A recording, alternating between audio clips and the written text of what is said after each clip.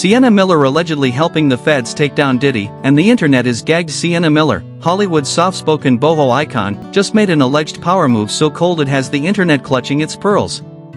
According to whispers, she's not only cooperating with the feds in the ongoing case against Sean Diddy Combs, she's allegedly spilling some of his most embarrassing bedroom secrets. Yes, you read that right. It's no longer bad boy for life.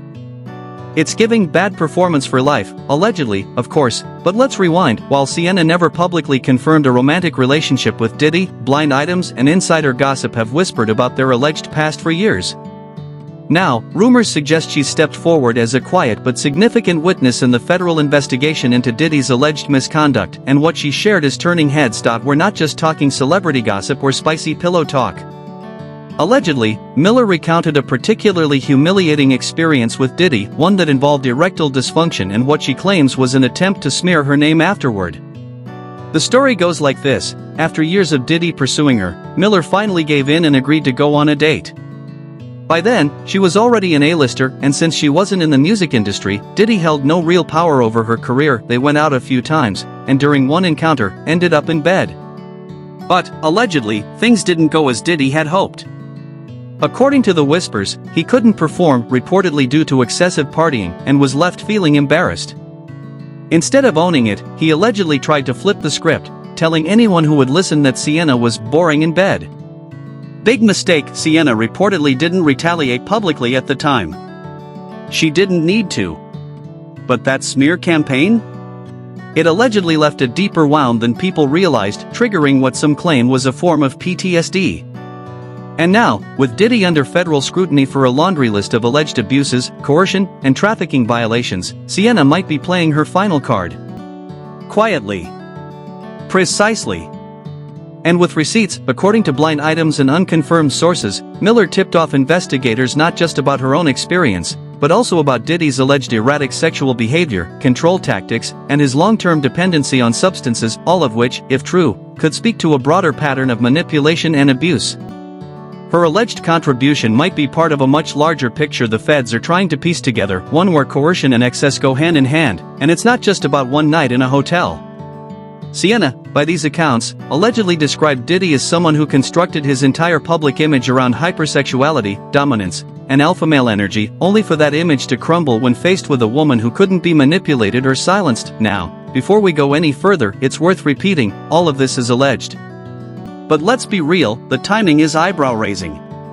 Diddy's empire is under siege, with multiple lawsuits, public accusations, and now a federal investigation circling him.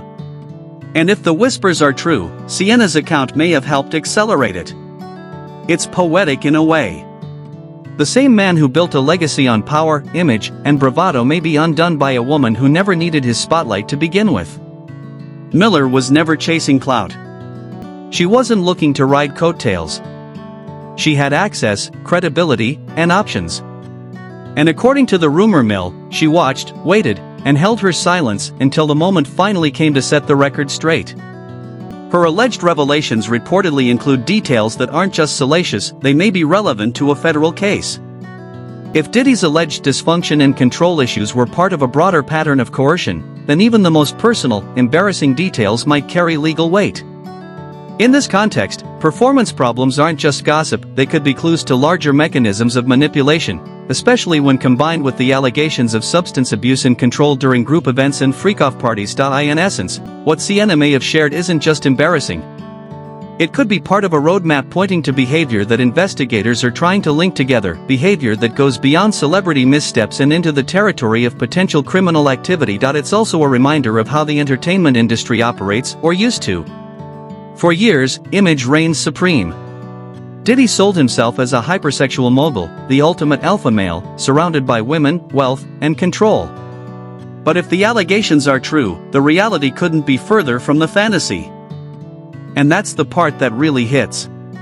The cognitive dissonance. How does someone with the world at their feet, millions of dollars, global fame, rooms full of models and liquor, fall apart when confronted with a sober, consenting woman who sees through the illusion?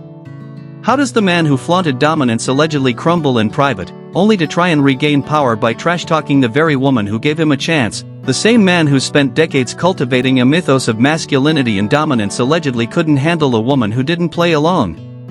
And now, as more women come forward and blind items morph into investigations, it's becoming clear that the public's patience for this kind of manipulation has worn thin, because in 2009, maybe the smear campaign would have worked.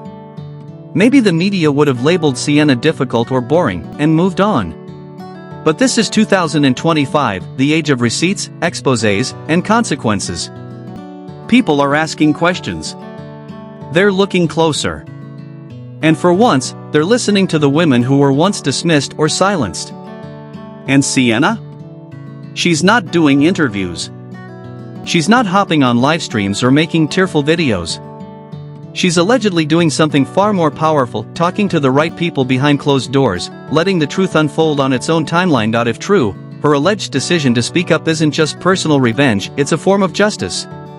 A slow, deliberate correction of the narrative.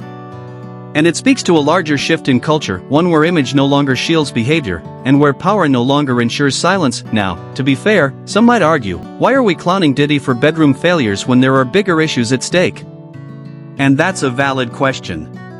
The deeper, darker allegations, those involving coercion, trafficking, and manipulation, are absolutely more important.